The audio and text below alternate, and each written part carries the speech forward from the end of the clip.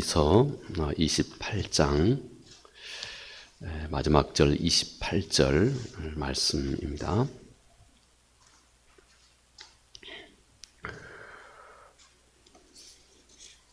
우리 같이 천천히 함께 같이 읽겠습니다. 또 사람에게 말씀하셨도다. 보라, 주를 경외함이 지혜요 악을 떠남이 명철이니라. 아멘. 네, 오늘 우리가 함께 살필 오늘 말씀의 제목을 제가 생각하다가 이렇게 말씀의 제목을 잡았습니다. 나는 얼마나 하나님을 경외하고 있을까? 우리가 어떻게 하면 스스로 내 안에 우리의 신앙을 어떻게 한번 점검해 볼 수가 있을까? 사도는 고린도후서 13장 5절 말씀에 너희는 늘 너의 신앙을 테스트해보고 exam해보아라. 늘 시험해보고 확증해라. 사도가 우리에게 그렇게 일러 말씀하셨습니다. 자, 오늘 우리가 얼마나 하나님을 경외하고 있을까? 성경은 하나님을 경외하는 것이 우리 지혜의 근본이라고 말씀을 하고 있습니다. 다시 말해서 우리 신앙생활에 있어서 가장 중요하기도 하고 가장 기본적인 것이기도 하다 하는 말씀입니다. 그래서 저는 우리 교회 새벽 시간이나 아니면 또 다른 시간에 이 내용에 대해서 늘 부분적으로 다루어 왔습니다. 늘 나올 때마다 강조해서 다뤄왔습니다. 오늘 문득 지난주 우리 사순절 기간을 생각하면서 새벽에 기도하다가 이 말씀이 문득 많이 생각이 났습니다. 그래서 이 말씀을 좀 우리 주일 낮 시간에 좀 정리해서 함께 꼭 나눠보고 싶다는 생각이 제 마음속에 들어서 이런 제목을 이렇게 잡았습니다. 자, 오늘 욥기서의 말씀 28장 28절 말씀입니다. 여호와를 경외함이 지혜요 악을 떠남이 명철이니라. 성경에 여호와를 경외하는 것이 지혜의 근본이다. 이런 말씀은 성경에서 똑같은 말씀은 여러 차례 반복하고 있습니다. 예를 들어서 우리가 잘 알고 있는 잠언서 1장 7절 말씀에서 똑같이 말씀합니다. 여호와를 경외하는 것이 지혜의 근본이다. 또 잠언서 9장 10절에도 똑같이 반복하고 있습니다. 또 시편 111편 10절 말씀에서도 똑같이 반복하고 있습니다. 또 오늘 욥기 28장 28절 말씀에서 또 반복하고 있습니다. 이 말씀을 또 우리 주님께서는 신약성서에 마태복음 10장 28절 말씀에 너희가 너의 육신의 생명만을 해할 수 있는 사람을 두려워하지 말아라. 육신의 생명뿐만 아니라 너의 영원한 생명까지도 좌지우지할 수 있는 전능하신 하나님만을 두려워해라. 이렇게 주님께서 이 말씀을 또 주께서 친히 말씀을 하셨습니다.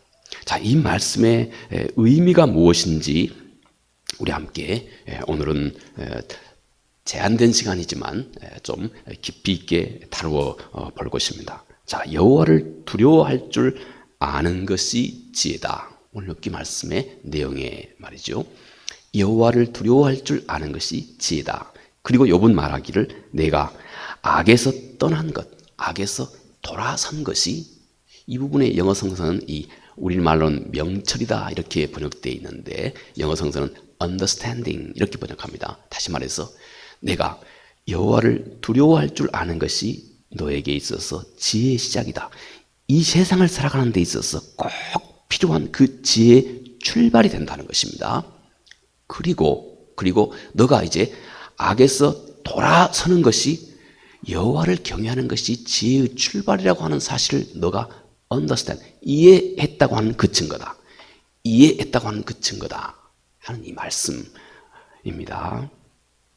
여러분, 우리 사람에게 있어서 그 안에 그가 구원에 이를 만한, 구원에 이르게 하는 우리 인간의 마음속에 자리 잡고 있는 그 좀 어려운 말일지 모르겠습니다만은 정서, 다시 말해서 한 사람이 구원에 이를 수 있도록 만들어주는 우리 인간의 내면 속에 자리 잡고 있는 그 모든 것, 우리 정서라 합시다. 우리 인간의 마음속에 한 사람이 구원에 이르기에 넉넉한 그 모든 우리 인간의 그 마음의 반응, 이 모든 것, 여러분 이것을 우리 사람은 한마디로 우리는 신앙 이렇게 부를 수 있습니다. 신앙. 근데 우리나라 말에도 이 신앙이라고 하는 이 말은 참 좋은 말입니다. 글자 그대로 우리 한자에서 신자는 믿는다고 하는 말이고 앙자는 우러러 본다고 하는 말입니다. 신앙은 무엇이냐면 한 인간이 구원에 이를 만한 믿음을 그 안에 갖기 시작했고, 그리고 구원에 이르기에 넉넉하게 하나님을 우러러 앙망하고 있다는 것입니다. 구원에 이르기에 충분한 믿음이 그 안에 자리 잡기 시작했고, 그리고 하나님을 그 안에서 우러러 앙망하는 이 마음이 우리 인간의 마음속에 딱 자리 잡고 있는 것, 이것을 신앙 이렇게 부르는 것입니다. 자, 여러분, 그러면 우리가 하나님을 믿고 또 하나님을 우러러 볼 수 있는 이 신앙은 우리 안에 어떤 것과 어우러져서 이런 신앙이 생길까요? 많은 경우 하나님의 말씀을 접했던 사람도 그렇고 끝없이 외면하는 사람도 그렇고 많은 세상에 있는 사람들은 이런 마음, 하나님 그분의 말씀이 또 그분 되심이 소개되고 접하기는 했지만 그 마음이 거부해버리는 겁니다. 그리고 하나님을 신뢰하지도 않고 그분을 우러러보지도 않는 상태, 이것이 곧 믿음이 없는 상태입니다. 그런데 무엇이 우리 마음속에 있는 무엇이 우리로 하여금 구원에 이르기에 충분할 정도로 하나님을 믿고 신뢰할 줄 알고 그리고 그분을 우러러 앙망할 수 있는 이런 마음의 동기를 내 마음속에서 만들어줄까요? 무엇이요? 우리는 이것을 성경에서 딱 두 가지로 많은 것이 있지만 딱 두 가지로 요약해 볼 수 있습니다. 이 두 가지는 하나님 그분에게서부터 유래한 것입니다. 그분이 그분의 형상으로 우리를 창조하셨기 때문에 그분의 그분 되심에서 유래한 것입니다. 먼저는 사랑입니다. 사랑. 우리 인간의 마음속에 사랑. 이것은 우리 인간의 마음속에, 내 마음속에 왜 이런 하나님에 대한 사랑이 생겼는가? 어느 순간부터 우리 마음속에 이 하나님에 대한 사랑이 생기기 시작했습니다. 이것은 어디서 생기는가? 이것은 근본적으로 하나님 그분이 사랑이십니다. 그리고 그분은 그분의 형상과 모양으로 나를 창조하신 겁니다. 그래서 그분의 사랑에 대한 내 자신의 나의 반응, 이것이 우리 마음속에 자리하고 있습니다. 하나님을 향한 사랑, 이것이 곧 우리가 하나님을 신앙할 수 있는 것, 그분을 믿고 구원에 이르기에 넉넉할 정도로 그분을 우러러 앙망할 수 있는 바로 그 우리 마음속에 있는 그 산 믿음의 동기가 된다는 것입니다. 무엇이요? 사랑이. 그분을 향한 우리 마음속에 있는 사랑이. 여러분들은 이미 이 사랑이 싹 터 있는 겁니다. 이미 앉아 계신 것만으로도 이미 이 사랑이 우리 마음속에, 여러분 마음속에 이미 싹 터 있는 것입니다. 이미 그분이 먼저 시작하신 이 사랑이 싹 터 있는 것입니다. 또 다른 하나, 우리 마음속에 구원에 이르기에 넉넉한 그 신앙이 우리 안에 늘 내 안에서 생겨나게 하는 또 다른 하나의 동기, 하나는 사랑이고 다른 하나가 오늘 우리가 함께 살펴보는 경외할 줄 아는 것, 여호와를 두려워할 줄 아는 겁니다. 여러분, 경외라고 하는 말은 쉽게 말하면 두려워한다고 하는 말입니다. 우리말에 경외 그러면 조금 여러분들이 오해하기 쉽습니다. 이 말의 뜻은 두려워할 줄 안다고 하는 것입니다. 이것이 경외입니다. 이것은 하나님 그분의 또 다른 성품, 그분의 그분의 의로우심을 당신이 알아볼 수 있는 마음, 그분의 의로우심에 반응하는 인간의 마음, 이것이 여러분 우리가 생명에 이르게 하는 신앙이 우리 안에서 생겨나게 하는 그 두 가지 큰, 물론 또 다른 많은 것들이 있겠지만 요약하여 두 가지의 우리 인간의 마음속에 자리 잡고 있는 바로 이 사랑과 그분을 경외할 줄 이 아는 마음, 이것이 여러분 우리로 하여금 여러분이 구원에 이를 만한 믿음을 내 안에서 끝없이 만들어내는 그 동기, 그 생명의 원천이 되고 있다 하는 것입니다. 자, 여러분 조금 자세히 살펴볼까요? 먼저 첫째, 우리 안에서 하나님에 대한 신앙. 이것이 우리 안에서 만들어지게 된 그 첫 번째 동기가 사랑이라고 그랬습니다. 사도 요한이 이렇게 말합니다. 요한복음 14장 15절 말씀에 사도 요한이 이렇게 말합니다. 너희가 나를 사랑하면, 우리 주의 말씀이죠. 너희가 나를 사랑하면 내 계명을 지키리라. 여러분, 내 마음에 하나님의 사랑이 담기기 시작할 때, 내 마음에 하나님의 사랑이 어찌든 내 마음속에서 이제 싹이, 어떤 동기에서든 간에 싹이 나기 시작할 때, 여러분, 내가 그분의 말씀을 절대적으로 신뢰하고 또 따르고 순종하는 그 신앙의 동기가 된다는 것입니다. 여러분, 우리 주변을 보아도 우리가 알 수 있습니다. 사랑하는 사람을 위해서 내가 못해줄 것이 없습니다. 내가 사랑하는 사람을 위해서 나를 내어주는 것 절대 어렵지 않습니다. 진짜로 사랑하면 아무리 나를 내어주면서도 그것을 절대 부담스럽게 여기지 않습니다. 우리 주님께서 그 잃어버린 양의 비유를 하셨지요. 잃어버린 양, 물리적으로는 99마리와 1마리 물리적으로 대조하고 있습니다. 그런데 이것이 곧 한 사람의 마음에 다가왔을 때, 아주 내 개인적인 삶, 이제 내 자신에게 있어서 좀 아주 밀착해서 내 개인의 삶으로 이 주의 말씀을 말씀의 의미를 따져보기 시작할 때, 여러분, 내 마음 중에서도 어떤 부분은 하나님께 잃어버린 마음이 있고, 어떤 부분은 하나님께서 이미 하나님이 찾은 마음이 있습니다. 이해 가시죠? 내 마음 중에 부득이한 마음, 부득이함으로 신앙생활을 하고 있는 그 영역, 또 내가 전혀 감사하고 있지 않는 영역, 이것은 하나님께로부터 잃어버린 마음입니다. 하늘 아버지에게서부터 잃어버린 영역입니다. 또 반대로 내 마음속에 기꺼이 그분께 순종하는 그 영역, 우리 삶에 많은 영역들이 있죠. 기꺼이 그분께 순종하고 있는 영역, 그리고 be thankful, 진짜 항상 하나님 앞에 감사하고 있는 이 영역, 이 영역은 하나님이 찾아내신 영역입니다. 왜 그러냐면 우리 인간은 인격적이기 때문에 그렇습니다. 하나님은 인격적인 분이기 때문에 그렇습니다. 인격적인 하나님 앞에 내가 부득이함으로 나가고 있는 부분, 그리고 전혀 감사가 없이 그냥 하고 있는 어떤 우리 신앙생활의 어떤 그 모습, 그런 부분은 인격적인 하나님 아버지께는 잃어버린 영역입니다. 그러나 반대로 내가 기쁨으로, 작은 것이 할지라도 내가 기쁨으로 하고 있는 그 영역, 또 내가 항상 감사하고 있는 그 영역은 하늘 아버지, 인격자이신 하나님께서 이미 하나님께 발견된 그 양처럼, 찾은 양처럼 하나님께 찾아진 그 영역이 되고 있는 것입니다. 여러분, 우리 주님께서 너희가 나를 사랑하면 내 계명을 지키게 된다.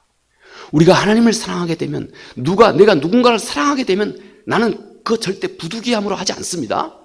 진짜 사랑하면 기쁨으로 해요. 기쁨으로. 그렇지 않습니까, 여러분? 여러분들 다 결혼하셨고, 물론 결혼 안 하신 분들도 있지만, 결혼하셨을 때 우리 남자와 여자 사이에서도 그 사랑에 대해서 우리가 충분히 경험했습니다. 하나님을 우리로 하여금 하나님이 나를 사랑하라 이렇게 말하시면서, 하나님은 절대 우리가 경험도 하지 못하는 것으로 사랑하라고 말하지 않습니다. 이미 내가 경험하고 있습니다. 그 사랑.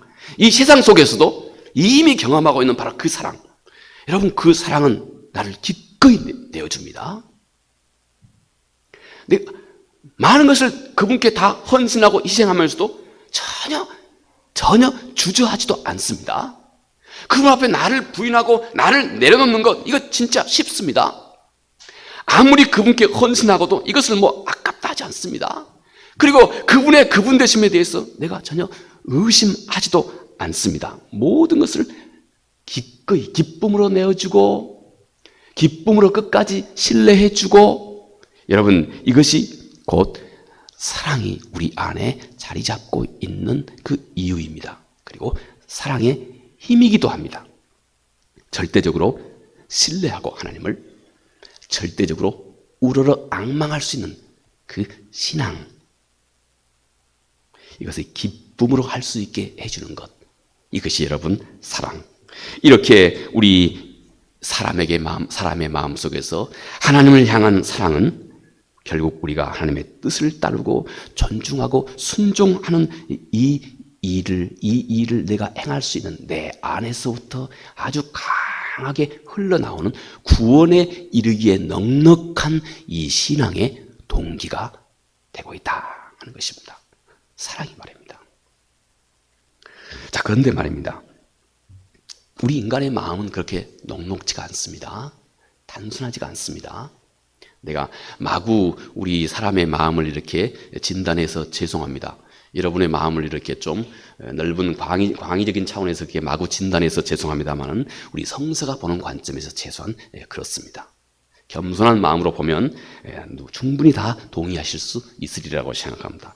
세월이 흘러감과 동시에 우리 인간의 마음에는 이 하나님을 향한 순수한 이 사랑의 마음 속에 세월이 흘러감과 동시에 어떤 변수가 생겨나기 시작합니다. 사람의 마음이 그다지 완전하지 못하기 때문에 그렇습니다. 그래서 그 첫사랑을 우리 사람이 온전하게 언제까지나 잘 그 순수함 그대로, 그 뜨거운 그대로 언제까지나 지속할 수 있는 능력이 우리 인간에게 있어서는 항상 부족합니다. 여러분, 우스갯소리겠지만, 결혼할 때는 처음에는 너무너무 서로 뜨겁고 사랑하고 하다가 한 10년, 20년, 30년 흐르면 그냥 서로가 서로를 보는 게 그냥 목석 보듯이 하지 않나요? 목석. 나무. 이거는 우스갯소리라 할 수 있지만, 여러분, 우리 인간의 마음은 늘 그렇습니다. 우리 인간의 마음은 영적으로 똑같습니다. 우리 인간의 마음은 첫사랑을 뜨겁게 끝까지 유지해 나가는 것이 사실상 이런 오래도록 지속할 수 있는 능력이 우리 사람에게는 없다는 것입니다. 우리 인간은 약합니다. 그래서 변질됩니다. 또 우리 인간은 또 악하기도 하다고 말합니다. 창세기 6장 5절 말씀에 물론 하나님으로부터 떠나 있는 우리 인간의 마음이지만 우리 마음의 한 부분이 이런 부분이 그림자처럼 있음을 얘기해 주고 있습니다. 창세기 6장 5절에 모든 생각이 항상 악할 뿐임을 보셨다. 이게 하나님이 우리 사람을 보는 하나님의 관점입니다. 모든 사람이 예외가 없다는 것입니다. 모든 사람이 항상 악할 뿐임을 보셨다. 여러분, 이것이 곧 우리 인간의 약한 한 모습입니다. 그래서 우리 인간의 마음속에 담겨져 있는 이 하나님을 향한 사랑은 세월이 흐름과 동시에 점점 변질돼 가기 시작한다. 세월과 함께 변질돼 간다 하는 것입니다. 그래서 갈라디아서 5장 13절 말씀에서도 그런 우리 사람의 마음에 대해서 경각심을 우리에게 가져다 주게 하고 있습니다. 형제들아, 너희가 자유를 위하여 부르심을 입었으나 그러나 그 자유로 육체의 기회를 삼지 말라. 그리고 오직 사랑으로 서로 종노릇하라. 너는 너의 사랑을 잘 간직해야 한다. 그런데 너의 마음속에 이미 진리 대신 진리가 너희를 자유케 하리라. 예수 그리스도가 있는 곳에는 늘 자유함이 있습니다. 진리가 있는 곳에 늘 자유함이 있습니다. 그런데 진리가 우리를 자유케 해준 그 자유로 너는 육체의 기회를 삼지 말아라. 그런 경향이 쉽다는 것입니다. 여러분, 또 좀 더 적나라하게 유다서 1장 4절 말씀입니다. 유다서는 한 장밖에 없기 때문에 그냥 유다서 4절이라고 말합니다. 후반부에 이렇게 말합니다. 우리 하나님의 은혜를 도리어 방탕한 것으로 바꾸었다. 우리 사람의 마음은 하나님의 은혜, 조건 없이 우리에게 부어주시는 이 하나님의 은혜, 단지 너희가 아멘하고 믿음으로 받아들이기만 하면 되는 이 하나님의 조건 없는 이 은혜, 이 은혜를 우리 인간은 받으면서 세월이 흘러감과 동시에 우리 인간은 이 하나님의 은혜마저도 이 방탕한 것이라고 하는 이 말에 좀 더 가까운 성서 원어에 가까운 말은 죄의 면허증이라고 하는 말입니다. The license of immorality. 부도덕의 면허증. 다시 말해서 죄의 면허증이라고 표현하고 있는 부분입니다. 우리 사람의 마음은 세월의 흐름과 동시에 이 하나님의 은혜마저도 죄의 면허증으로 쓴다는 겁니다. 아, 하나님이 나를 자유케 했다. 복음이 진리가 나를 자유케 했다. 하나님의 은혜로 내가 모든 죄가 다 용서됐다. 그러니 이제 죄 문제 그렇게 심각하게 생각하지 말아라. 내가 그냥 고백만 해버리면 죄는 다 용서되는데 언제든지 다 실컷 내 마음대로 살다가 그냥 하나님 앞에 고백만 하면 다 용서해 주는데 이렇게 하나님의 이 은혜를 죄의 면허증으로 사용하는 이 경향, 그런 사람의 마음의 중심에 어찌 살아있는 진짜 생명의 진리가 어찌 그 안에 오래도록 몸담고 있을 수 있겠느냐 하는 것입니다. 그런데 우리 인간의 마음은 약하고 부족해서, 너무나 약해서 결국 우리 인간의 마음은 하나님의 은혜마저도 곧 죄의 면허증으로 사용하는 경향이 생겨난다 하는 것입니다. 바로 이런 약하고 또 악하고 타락한 우리 인간의 마음에서 하나님을 향한 사랑, 이것은 언제까지나 그런 우리 사람의 마음속에서 그 순수한 사랑을 지켜가지 못하게 된다.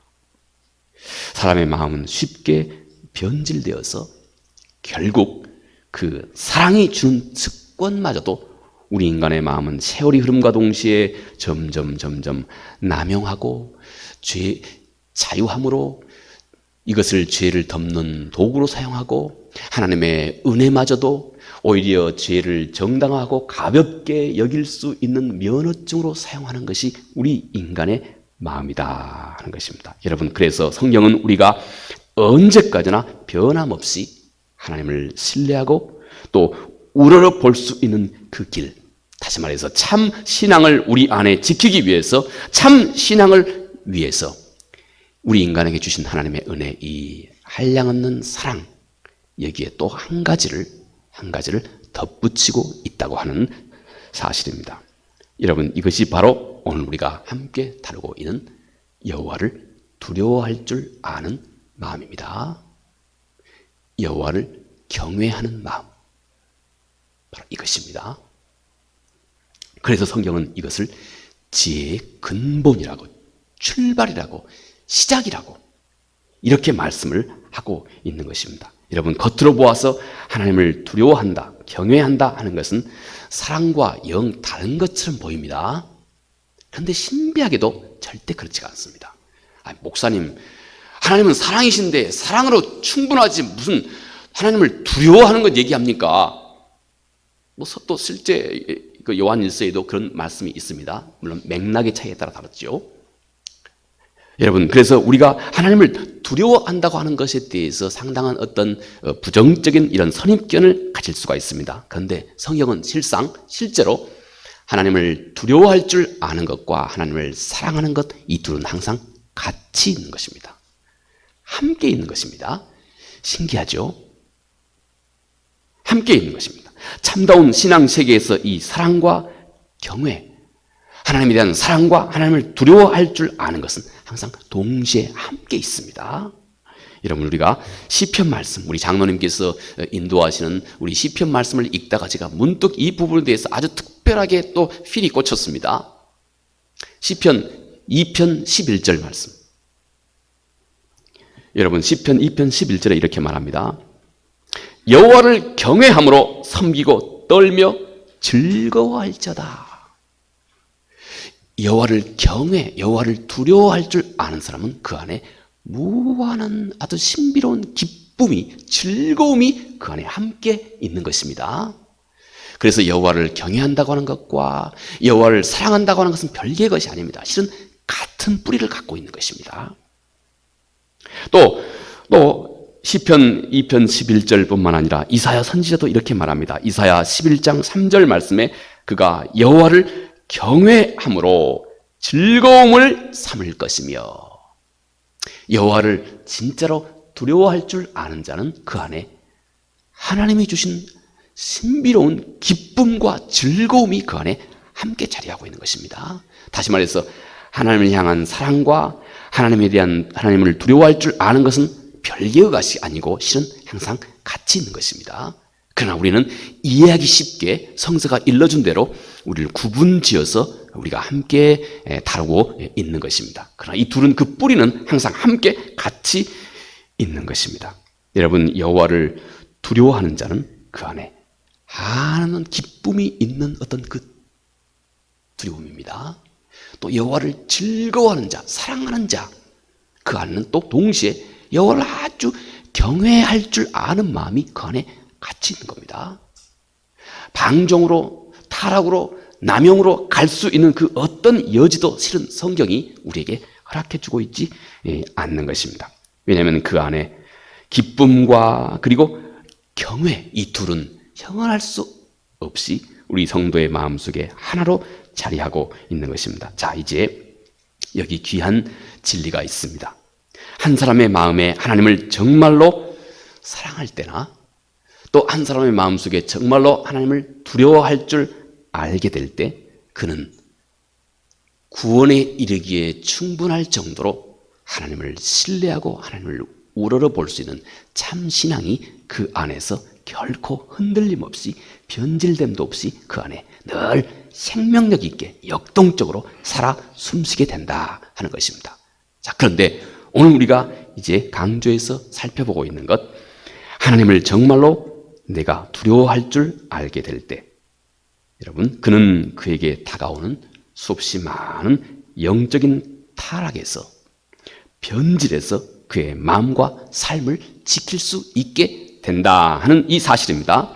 여러분, 하나님을 어떤 사람이 정말로 경외할 때, 똑같은 말로 하나님을 정말로 그 사람이 두려워할 줄 알게 될 때, 그런 사람의 마음속에서 사랑이 오랜 세월이 흐름과 동시에 이 사랑이 쉽게 그의 마음을 내어주기 쉬운 변질됨, 게으름, 나태, 타락함, 오용, 남용, 사랑에 대한 이 모든 소위 이 변질될 수 있는 이 모든 가능성을 여러분 온전하게 막아준다는 것입니다. 하나님을 정말로 경외할 줄 아는 우리 사람의 마음속의 말입니다. 여러분, 내가 정말로 하나님을 두려워할 때 사람은 사랑의 특권을 절대 남용하지 않게 됩니다. 자유를 죄를 덮는 구실로 사용하지 않게 됩니다. 하나님을 정말로 두려워할 줄 알게 될 때 당신의 마음속에 하나님의 은혜를 오히려 죄의 세격거리로, 다시 말해서 죄의 면허증으로 사용하는 그런 잘못된 변질된 신앙, 이 신앙을 견고하게 지켜주게 됩니다. 우리 인간의 마음을 지켜주게 된다 하는 것입니다. 여러분, 이렇게 우리 사람의 마음속에 하나님을 향한 사랑과 그리고 경외, 하나님에 대한 참 사랑과 그분을 두려워할 줄 아는 것, 여러분, 이것이 결국 언제까지나 한 사람의 마음 중심에 그가 마지막 날까지 그의 구원을 싱싱하고 순결하고 견고하고 역동적으로 생명력 있게 그의 신앙을 지켜주는 힘의 원천, 큰 신앙의 두 기둥이 된다 하는 것, 이것이 성경이 우리에게 말씀해 주고 있습니다. 자, 그런데요, 성경이 말하고 있는 하나님에 대한 경외, 오늘 욥기서 28장 28절에 여호와를 경외하는 것, 이것이 두려워하는 것이라고 그랬습니다. 그런데 여러분, 이 말, 여호와를 경외한다고 하는 이 말의 성서 언어는 상당히 강한 언어를 쓰고 있습니다. 이것을 학자들은 이 strong language라고 부릅니다. strong language, 강한 언어라고 하는 말입니다. 아주 강한 용어를 사용하고 있습니다. 두려워한다고 하는 이 말이 강한 용어입니다. 히브리 말에 이라라고 하는 이 말입니다. 이 말을 똑같이 그리스 말에 두려워한다고 하는 이 말, 경외한다고 하는 이 말을 그리스 말, 우리 구약 성서를 그리스 말로 옮겨놓은 70인역이랄지 이 말의 그리스 언어, 아까 제가 말씀드린 우리 주님이 직접 말씀하신 마태복음 10장 28절에 말씀하신 주님이 사용하신 이 두려워한다고 하는 이 말, 그리스 말은 포보스입니다. 포보스. 영어를 공부하신 분은 이 포보스, 이 포비아라고 하는 말을 알고 있죠. 임상용어입니다. 강한 두려움입니다. 거의 병적인 강한 두려움. 이런 아주 강한 용어를 쓰고 있는 겁니다. 왜 성서에서 여호와를 이렇게 너희가 그냥 두리뭉실하게 두려워라고 하지 않고 강한 용어를 사용하셔서 성경에서 여호와를 두려워할 줄 아는 것이 지혜의 근본이라고 말씀할까요? 왜 이렇게 강한 용어, 포보스, 강한 용어를 쓸까요? 이런 이유 때문에 그렇습니다. 제가 어제 말이죠. 어제 토요일 날 1차 세계대전, 2차 세계대전에 관련한 내용을 한번 쭉 봐보았습니다. 유튜브를 통해서 1차 세계대전하고 2차 세계대전. 여러분, 1차 세계대전, 우리 주변에서 한 사람만 우리 주변에 가까운 사람이 죽거나 다치거나 심하게, 그래도 상당한 문제가 되죠. 우리 주변에 가까운 지인이 한 사람만 돌아가셔도 상당한 우리 마음에 충격이 되죠. 그런데요, 1차 세계대전을 통해 가지고 여러분, 약 사망자와 부상자를 합해서 거의 이제 사망자와 거의 그 부상자를 합해서 3천만 명이 학살되고 거의 그 사망에 이르는 그 치명적인 부상을 3천만 명이. 여러분, 2차 세계대전 때는요, 5천에서 7천만 명이 그렇게 죽었답니다. 어제 보니까 그 1차 세계대전에 특히 그 참호, 1차 세계대전의 그 전쟁에서 가장 그 심각했던 것이 그 참호전이었답니다. 참호. 독일과 또 프랑스 연합군이 그 벨기에 한 남쪽 지역에서 참호전을 아주 오래 했습니다. 오래 그 참호전을 했습니다. 얼마나 하도 이 오랫동안 참호전을 하다 보니까 여기에서 쥐들이 이만큼한 쥐들이 생겨나기 시작했어요. 사람의, 죄송합니다만, 병사들의 살을 하도 많이 뜯어먹고 살이 쪄가지고 이만큼한 쥐들이 생겨났어요. 그리고 병사들의 발이 점점 썩어 들어갑니다. 그 물이, 비가 오면 그 참호에 물이 고이다 보니까 늘 칠퍽칠퍽해서 거기에 온갖 병균들이, 사람의 주검이 썩어서 또 쥐들이 썩어서 함께 있는 온갖 병균들이 해가지고 거기에 이제 발을 항상 딛고 있으니까 발이 썩어 들어가는 겁니다. 그래서 거기에 또 독가스, 염소가스를 또 그 독일에서 또 뿌리고, 또 똑같이 또 이쪽에서 또 뿌리고 해가지고 정말로 비참 자체였습니다. 자, 여러분, 성경에서 두려워할 줄 알아야 한다고 하는 이 말, 여기에서 사용하는 이 포보스라고 하는 이 말이 어떤 의미냐면 이런 겁니다. 이런 의미입니다. 자, 내가 전장에 갔다 합시다. 그 1차 세계대전에, 예를 들어서 그 참호 속에 내가 참여했다 합시다. 병사로 전장에 참여한 겁니다. 한참 싸우다가 잠깐 쉬게 됐습니다. 잠깐 잠도 못 자고 밤새 싸우다가 잠깐 교전을 멈추고 잠깐 쉬는 시간이 있다 합시다. 그래서 잠깐 피곤해 지쳐가지고 잠깐 쉬려고 하는데 뒤에서 누가 손들었 하는 겁니다. 적군이 와서 뒤에서 손들었 하는 겁니다. 그러면 어떻게 되겠습니까? 순간에 내 온몸에, 여러분 그런 경험들 있으시죠? 사람이 순간에 공포에 사로잡히면 몸에 모든 작은 털까지 뼈쪽 살았습니까? 그렇게 됩니다. 손들었 함과 동시에. 그리고는 그때부터 그 짧은 시간이지만 그 순간에 나는 저 사람의 한 방에 난 죽는다 하는 것을 본인이 의식하기 때문에, 생명의 위협을 절대적으로 의식하기 때문에 모든 그 사람의 관심이 저 뒤에서 나를 총을 겨누고 있는 이 병사에게 집중되는 겁니다.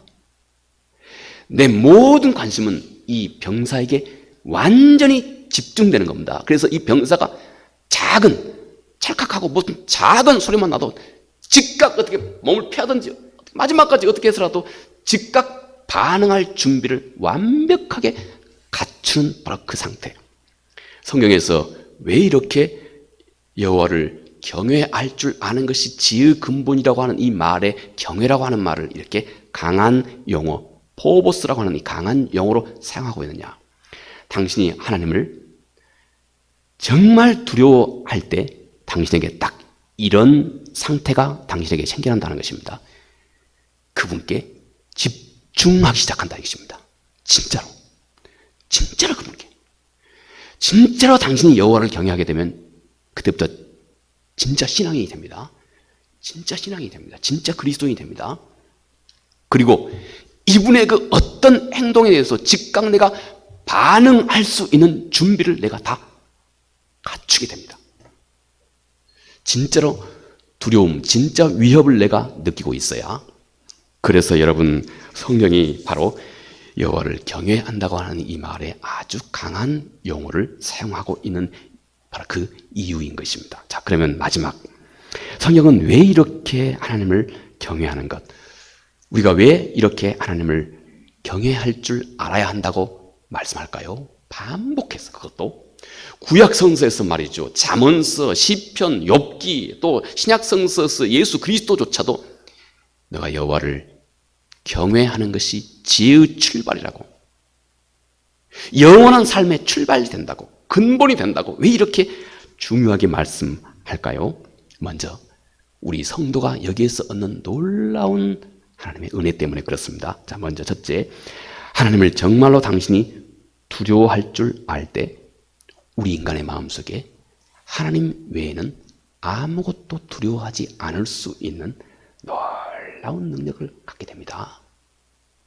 여러분 우리가 지금까지 살아오시면서도 또 앞으로 살아가실 삶 속에서도 얼마나 우리의 삶이 나를 근심과 걱정과 염려로 내 마음을 사로잡고 있는 일들이 얼마나 많습니까? 하나님이 이런 세상에 수도 없이 많은 위험 속에서 하나님이 하나님의 자녀들, 그의 자녀들을 어떻게 지킬까요?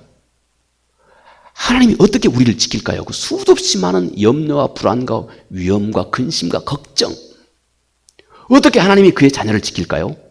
바로 이것입니다. 하나님이 우리로 하여금 하나님 자신만 두려워하게 하는 겁니다. 한 인간이 하나님 자신만 두려워하게 되면 그때부터 어떤 능력이 우리 안에 생기냐면 하나님 그분 외에는 아무것도 두려워하지 않을 능력이 생깁니다. 가끔씩 제가 말씀드린 것 같이 민수기 13장의 33절 이하, 또 민수기 14장에도 내용을 다루고 있습니다. 하나님이 그 안에 거인이 되어 있으면 우리 안에 있는 가나안 12정탐꾼의 비유죠. 우리 앞에 있는 어떤 문제도 메뚜기처럼 보이기 시작합니다. 이 거꾸로가 돼서는 안 된다는 것입니다.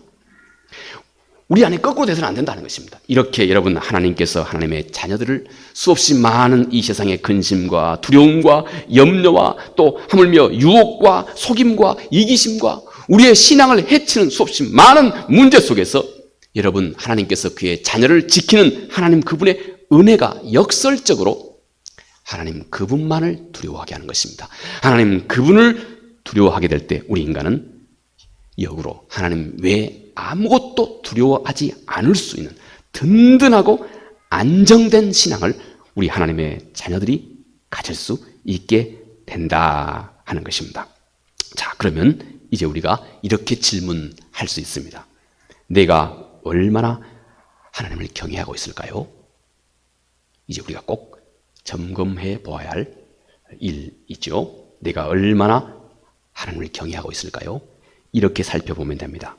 내가 가지고 있는 많은 문제가 있음에도 불구하고 내 마음이 하나님 때문에, 내가 아주 많은 문제가 내 앞에 지금 산더미처럼 쌓여 있습니다. 우리 자녀의 문제, 또 앞으로 우리 생계의 문제, 건강의 문제, 또 사람과의 어떤 갈등의 문제, 수없이 많은 문제들 우리 앞에 산더미처럼 쌓여 있습니다. 그런데 내가 하나님 때문에, 하나님을 내가 생각하자마자 이 모든 문제가 아주 작은 문제로, 왜냐하면 하나님이 너무 크기 때문에, 너무 믿음직한 분이기 때문에, 너무 위대하신 분이기 때문에, 나를 정말로 사랑하는 나의 아버지이기 때문에, 못할 것이 없는 전능하신 하나님이시기 때문에 이 하나님을 생각함과 동시에 내 모든 문제가 아주 작게 보이는 것, 그 힘, 그 분량, 여러분 그만큼 나는 하나님을 경외하고 있는 것입니다.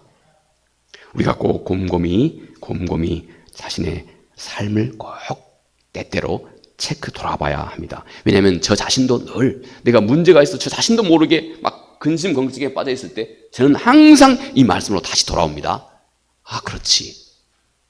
내가 하나님을 정말로 생각하기 시작함과 동시에 내 안에 있는 문제가, 내 안에 고통과 아픔이 순간 사라지게 하는 이 하나님의 능력이 우리 안에 살아있어야 합니다. 이것이 또 척도이기도 합니다. 두 번째, 하나님을 경외하는 자가 우리 안에 하나님이 주신 선물은, 또 다른 선물은 이것입니다. 모든 순간에 우리가 항상 하나님을 의식할 수 있는 신앙을 내가 잃어버리지 않게 됩니다.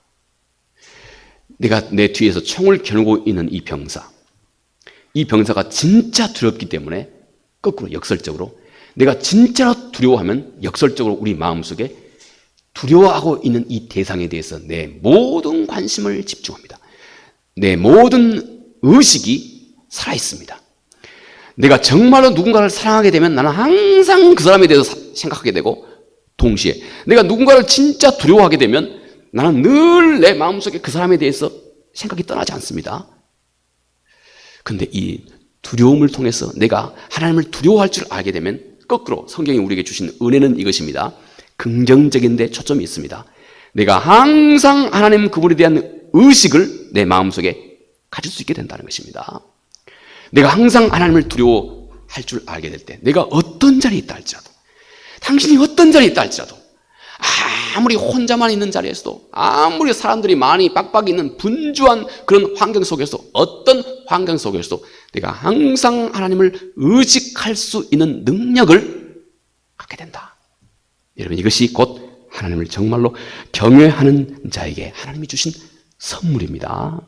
얼마나 신비한 선물입니까? 여러분, 어떤 상황, 어떤 차례에서도, 또 한 사람의 마음에 수없이 많이 다가오고 있는 이 은밀한 죄의 유혹 앞에서도, 우리 인간의 죄의 유혹은 우리 마음으로 들어오지요.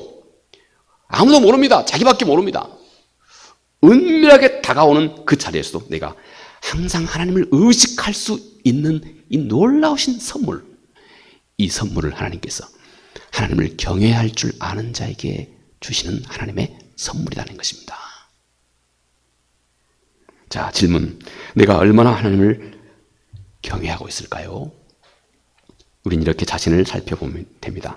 아무도 없는 자리나, 또 그 어떤 사람의 눈이 없는 자리나, 또 반대로 수도 없이 많은 사람들의 눈이 나를 너무 번거롭게 하는 그 자리에서도 나는 여전히 혼란스럽지 않고, 나는 하나님의 눈길을 늘 의식할 수 있는 신앙이 나에게 얼마만큼 살아있느냐, 그것이 여러분 내가 하나님을 얼마만큼 경외하고 있느냐 하는 그 척도가 됩니다.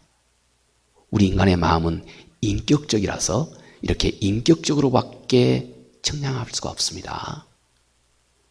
마지막, 참다운 경외, 이것은 내가 죄를 단숨에 끊어버릴 수 있는 능력을 우리에게 줍니다. 여러분, 이거 뭐 적절한 예인지는 모르겠습니다만, 지난주에 우리 일찍이 전두환 대통령의 전 대통령이죠. 그분의 그 손자 이름이 우원입니까? 이 손자, 이분이 뭐 유튜브에서 막 생방송을 막 해가지고 이게 참 우리나라 많은 사람들에게 큰 화제거리가 됐죠. 그분의 얘기 중에 이런 얘기가 있습니다. 이분이 너무 큰 죄책감에 그분 할아버지가 저지른, 최소한 그 사람 얘기로 그렇죠, 할아버지가 저지른 어떤 그런 죄로 인해서 너무 큰 죄책감이 그냥 사로잡혀가지고 이러다가 내가 죽어버리면 되지 하고 자살을 생각했답니다. 실제 자살을 시도했죠. 그런데 그때 자기에게 천국 지옥이 보였답니다. 그때요. 이 사람이 이렇게 자살을 시도하다가 지옥을 본 것입니다. 하나님을 부인한 자들의 영원한 운명을 보게 된 것이죠. 두려운 겁니다. 이제 무서워지기 시작했어요.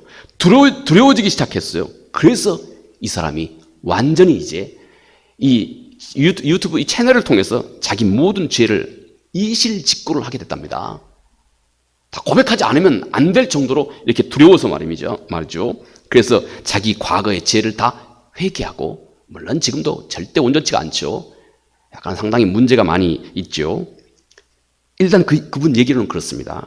그리고 자기 자신이 지었던 죄도 달게 받겠다, 이렇게 이분이 이들이 얘기를 했던 것을 제가 들어보았습니다. 여러분, 이렇게 하나님을 정말로 두려워하는 이 사람, 하나님을 정말로 두려워하게 되면 아무리 고질적인 죄라 할지라도 그것을 단숨에 끊어버릴 수 있는 능력이 거기에서 생깁니다. 우리의 고질적인 죄를 끊어버릴 수 있는 우리 인간의 능력의 원천은 딱 두 가지입니다. 하나님을 진짜 사랑할 때, 그분의 뜻을 어기는 것을 나도 싫어하게 됐죠. 또 한 가지, 하나님을 내가 진짜 두려워할 때 우리는 그 어떤 죄라 할지라도, 아무리 오래된 죄라 할지라도 단숨에 끊어버릴 수 있는 그 능력이 내가 진짜로 하나님을 경외할 때만 생깁니다. 우리가 증거입니다. 내가 가짜로 하나님을 경외할 때는 절대 못 끊습니다. 마약 같은 거기 때문에 그렇습니다. 못 끊습니다. 그런데 내가 진짜 하나님을 경외할 때, 그래서 우리 마음이 진짜인지 가짜인지는 그렇게 살펴볼 수도 있습니다. 단숨에 끊어버릴 수 있는 능력이 여러분 하나님을 경외할 줄 아는 데서부터 생긴다는 것입니다. 이 얼마나 큰 하나님의 선물입니까? 여러분, 이제 우리가 이렇게 마지막 질문해 볼 수 있습니다. 내가 하나님을 얼마나 경외하고 있을까요? 죄에 대한 내 자신의 태도를 보면 됩니다.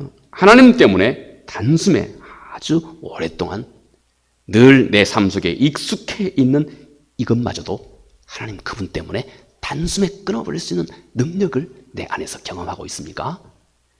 내가 하나님을 진짜로 경외하고 있다고 하는 그 증거입니다. 그 증거입니다. 하나님은 이렇게 우리 안에서 하나님을 경외하는 능력을 점점 키워가고 계시는 것입니다. 점점 더 키워가고, 우리는 처음에는 작고 보잘것없다가 점점 더 강하고 왕성하게 그 생명력을 우리 안에서 하나님께서 키워가고 계시는 것입니다. 여러분, 하나님 앞에서는 항상 바로 지금 이 시간이 가장 빠른 시간입니다. 절대 우리는 너무 늦은 시간은 하나님 앞에서 없습니다. 하나님 앞에서는 항상 지금 이 시간이 가장 빠른 시간입니다. 자, 오늘 우리 말씀을 통해서 우리가 하나님을 경외하는 것이 지혜의 근본이라고 말씀을 했습니다. 참 사랑이, 참 신앙을, 변질되지 않는 참 신앙의 그 뿌리가 하나님을 경외하는 것, 두려워할 줄 아는 데서 생겨난다고 그랬습니다. 그럼 우리가 얼마나 실은 내가 하나님을 진짜로 경외하고 있을까요? 우리 한 세 가지만 오늘 살펴보았습니다. 하나님 외에 내가 아무것도 두려워하지 않는 마음이 우리 안에 살아있으면 내 안에 하나님을 경외하고 있는 그 증거입니다. 그 정도를 우리가 늘 살펴보아야 되겠죠. 두 번째, 내가 어느 자리에 있다 할지라도 하나님을 항상 의식할 수 있는 이 신앙이 살아있으면 내 안에 하나님을 경외하고 있는 그 증거입니다.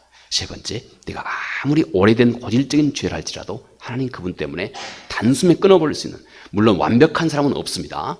그러나 그 순간 단숨에 끊어버릴 수 있는 능력이 내 안에 살아있으면 그것이 곧 내가 하나님을 진심으로 경외하고 있다고 하는 그 증거입니다. 하나님은 우리 안에서 이 능력을 점점 왕성하게 하나님을 향한 참 사랑과 함께 동시에 내가 하나님을 두려워할 줄 알게 하심으로 우리의 신앙이 언제까지나 신선하게 변질됨이 없이 잘 지켜가서 마지막 우리가 구원을 완성할 때까지 하나님께서 우리와 동행하고 계시는 것입니다. 이 은혜가 우리 모두에게 함께 하시기 바라겠습니다.